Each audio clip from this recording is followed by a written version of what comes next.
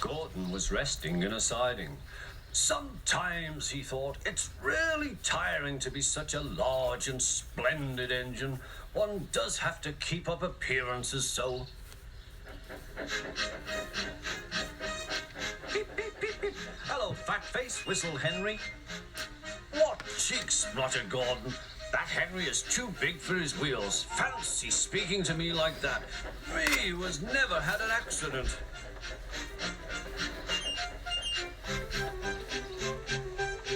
Aren't jammed whistles and burst safety valves accidents? Asked Percy innocently.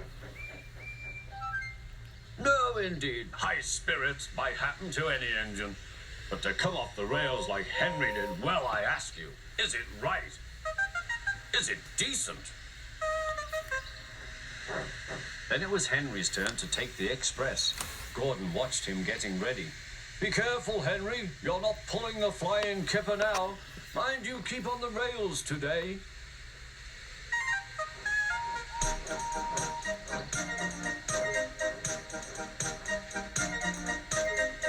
Henry went off in a huff, and Gordon yawned and went to sleep.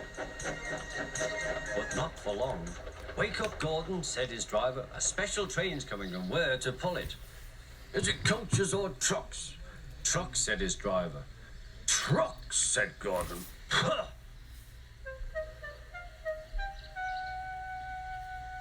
Gordon's fire was slow to start, so Edward had to push Gordon to the turntable to get him facing the right way. I won't go, grumbled Gordon. Don't be silly, puffed Edward.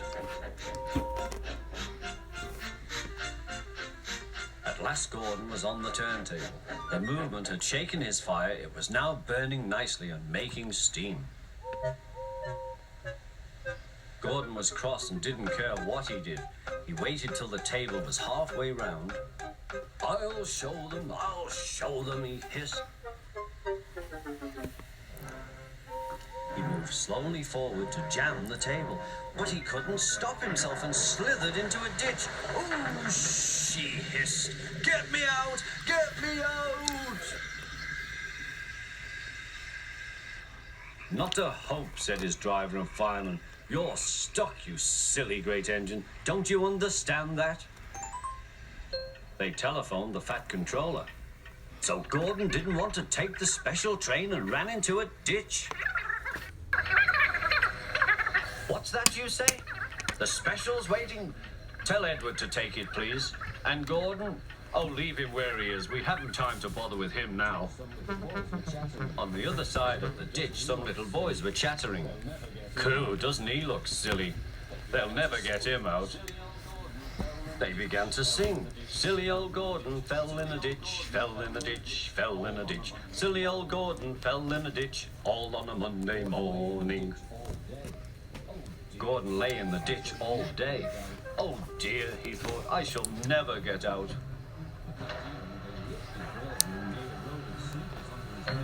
But that evening they lifted Gordon and made a road of sleepers under his wheels to keep him from the mud.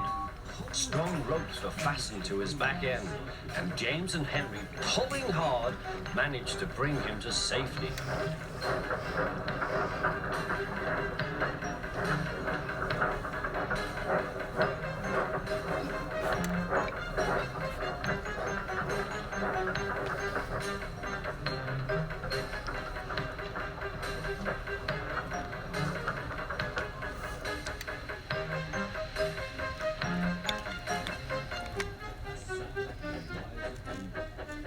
Late that night, Gordon crawled home, a sadder and wiser engine.